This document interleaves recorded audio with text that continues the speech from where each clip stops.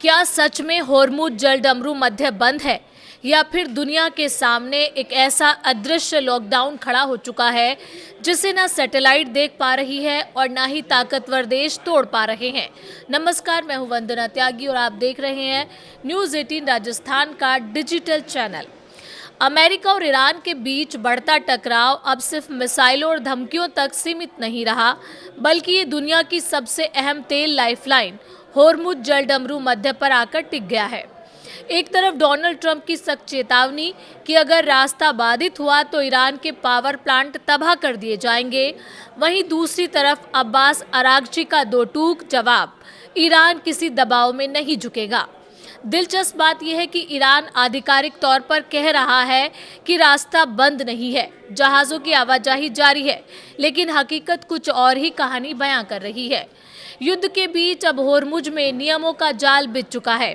हर जहाज को सख्त सुरक्षा जांच, समन्वय और पहचान की प्रक्रिया से गुजरना होगा।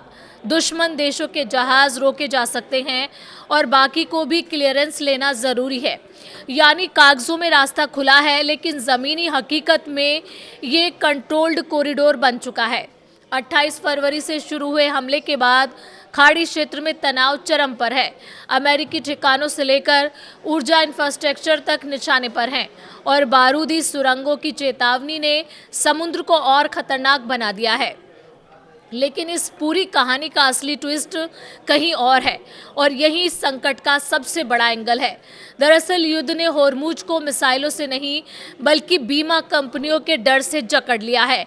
जैसे ही कोई इलाका वॉर जोन घोषित होता है, जहाज़ों के लिए इंश्योरेंस मिलना मुश्किल हो जाता है या प्रीमियम 5 से 10 गुना बढ़ जाता है। नतीजा, तेल टैंकर और कार्गो शिप खुद ही इस रास्ते से दूरी बनाने लगते हैं।